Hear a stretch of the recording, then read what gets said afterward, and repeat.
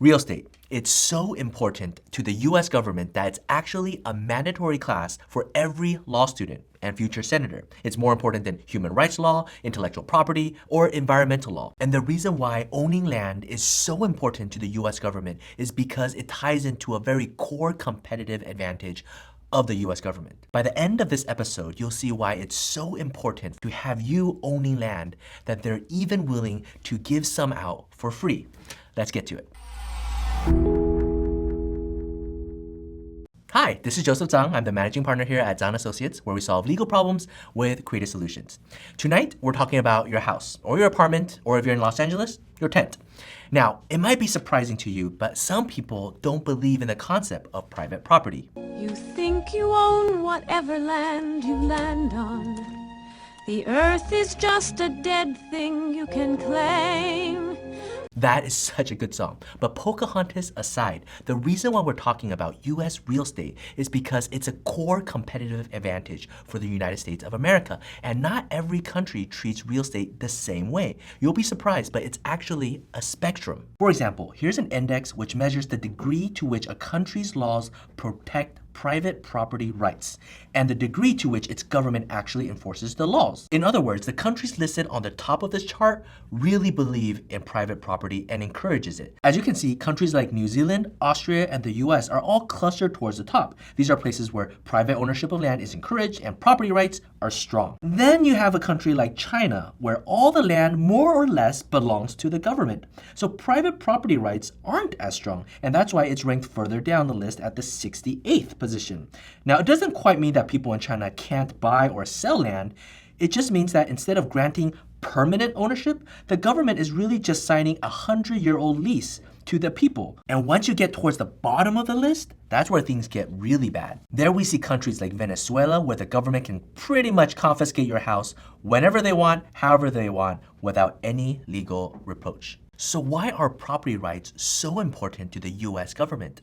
Because just in property taxes alone, the US government generated over $300 billion. And property taxes is just the smallest part of the entire real estate industry. There's the loans, there's the interest rates, there's the capital gain when you sell the house. All of that factors in to how much revenue the US government generates. And when you add it all up, it exceeds $1 trillion.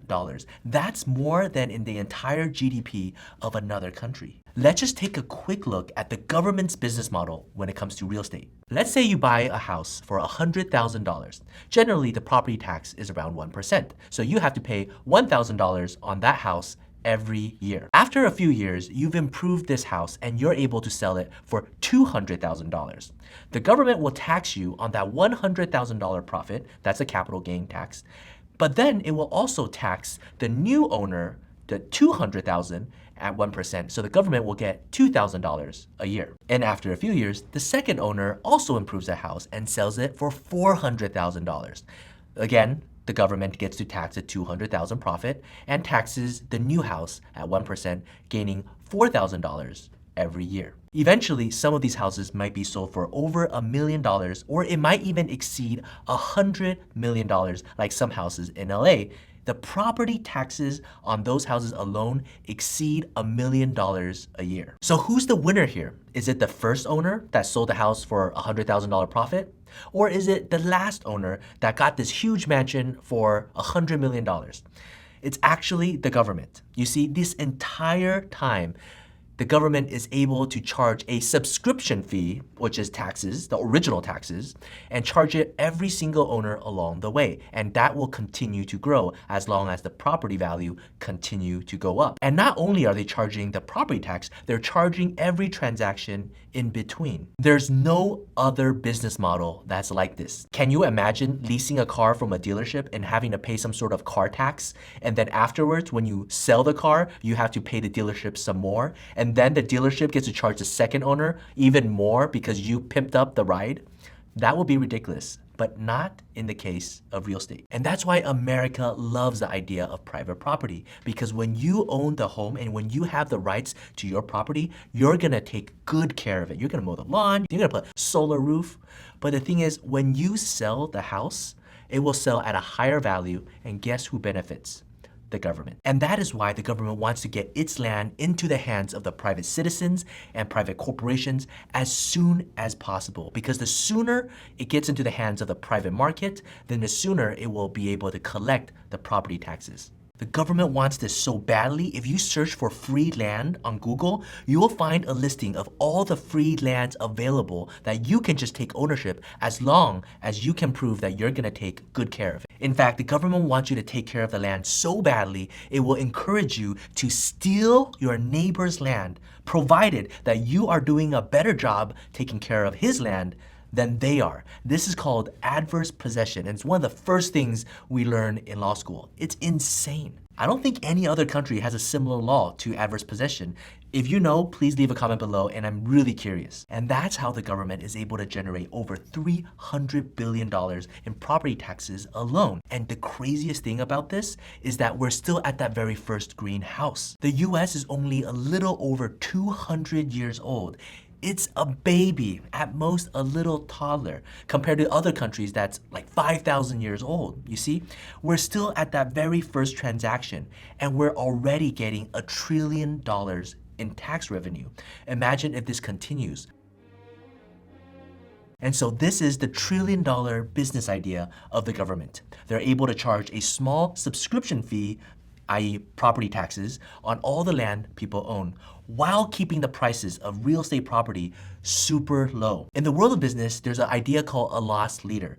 A business provides a product or a service for a very cheap price just to get you through the door. It's like Costco selling a good hot dog and a soda for $1.50. It's not really trying to make money off of it, but it's trying to get you to buy their membership and to come through their stores. And herein lies the genius of the US government. They're able to give you private ownership over your own land, charge you a small, little, tiny, itty bitty fee, but then generate over $1 trillion.